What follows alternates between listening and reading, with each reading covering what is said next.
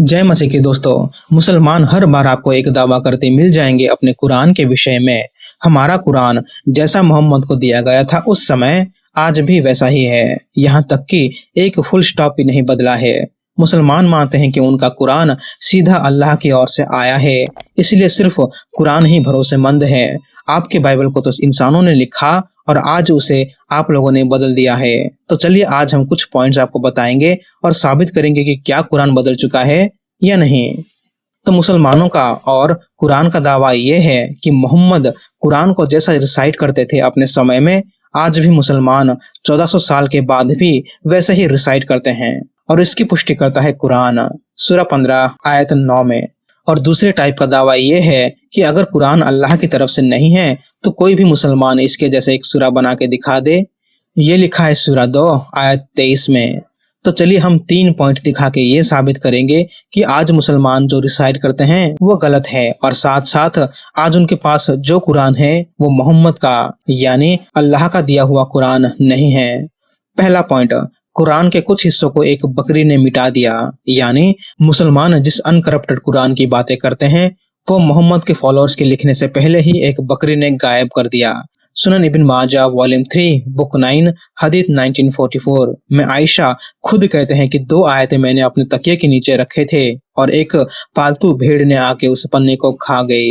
हमने इस वीडियो में डिटेल से एक्सप्लेन किया था कि क्या सचमुच कोई भेड़ ऐसा कर सकती थी या उस पन्ने को गायब करने के पीछे किसी की साजिश थी। और हम जानते हैं कि आज के किसी भी कुरान में वो 2 आयतें नहीं है जिसको आयशा ने रखा था।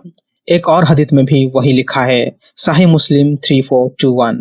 इन 2 हदीस को पढ़ने के बाद हमने जाना कि मोहम्मद को 2 ऐसे आयतें दिए गए थे जहां अल्लाह ने कहा था कि पहले 10 बार स्तनपान कराओ, फिर उसे बदल के 5 बार स्तनपान कराने के लिए कहा। और आज के किसी भी कुरान में ये आयतें हमें नहीं मिलती। इसका मतलब साफ है कि जो कुरान मोहम्मद को दिया गया था, जो कुरान के पन्ने आयशा के पास थे और आज के कुरान, वो एक नहीं, बदल चुका है। मतलब कुरान बदल चुका है। दूसरा पॉइंट, कुरान के कुछ हिस्से जंग की वजह से गुम हो गए। बदर के जंग के बाद कुरान को रिसाइट करने वाले कई लोग मर गए और तब तक कुरान को लिखा नहीं गया था। मतलब वो सिर्फ लोगों के दिमाग में ही था और कुछ लोग जो कुरान को रिसाइट करते थे उनमें से कुछ लोग बच गए। एक हदीस के हिसाब से 300 लोग बच गए।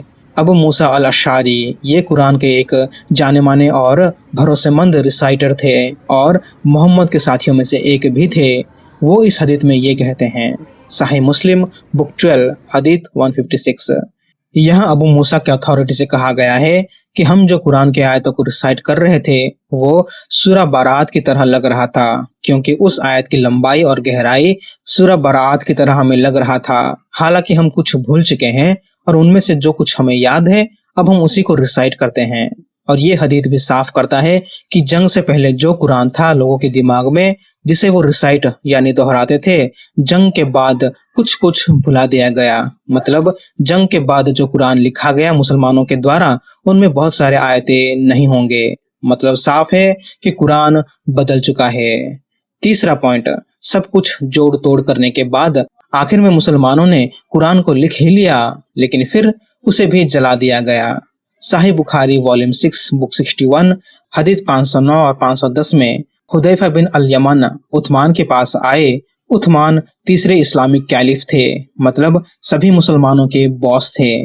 तो हुदैफा ने कहा कि शाम और इराक के मुसलमानों के बीच तनाव है कि किसका कुरान और रिसाइटेशन सही है। आज हम 21वीं सदी में जानते हैं कि उस समय भी उन सभी के पास अलग अलग कुरान थे और उन लोगों का रिसाइटेशन भी अलग अलग था।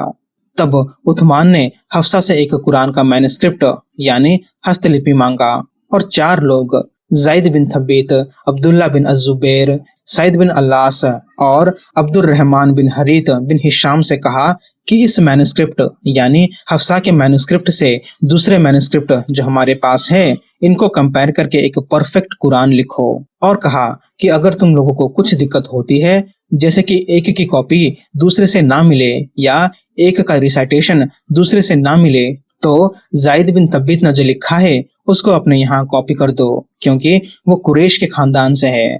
और बाकी तीनों ने वही किया और फिर वो सारे कॉपी 9 इस्लामिक प्रोविंस को भेज दिया और सभी को ऑर्डर किया कि मैंने जो भेजा है आज से इसी को पढ़ना होगा, बाकी जो तुम्हारे पास आधा या पूरा है उसे जला दो। मतलब उस समय के बाद लोग मोहम्मद के नहीं उस्मान के बनाए या फिर जायद बिन थब्बित ने जो कुरान लिखा और उसने जो रिसाइटेशन दिया उसे इस्तेमाल करने लगे और ये साबित हुआ फिर से कि कुरान को आम मुसलमानों ने बदल दिया और आज जो कुरान मुसलमान पढ़ते हैं और रिसाइट करते हैं वो अल्लाह का यानी मोहम्मद का नहीं है, उस्मान का कुरान है। तो दोस्तों हमने देखा कि मुसलमान जो दावा करते हैं अपने कुरान के बारे में वो झूठा है और बेसलेस है। उन्हीं के सोर्सेस कहते हैं कि कुरान बदल चुके हैं। तो अगली बार अगर आप ये इल्जाम लगाएंगे कि आपके बाइबल को तो इंसानों ने लिखा इसलिए वो भरोसेमंद नहीं, तब पहले आप अपने गिरेबान में झांक के पहले अपने कुरान से सवाल करें कि जो हम दूसरों पे इल्जाम लगा रहे हैं वो सही है या गलत। आज के लिए बस इतना ही दोस्तों, मिलते हैं अगले वीडियो में एक और सवाल और उसके जवाब के साथ।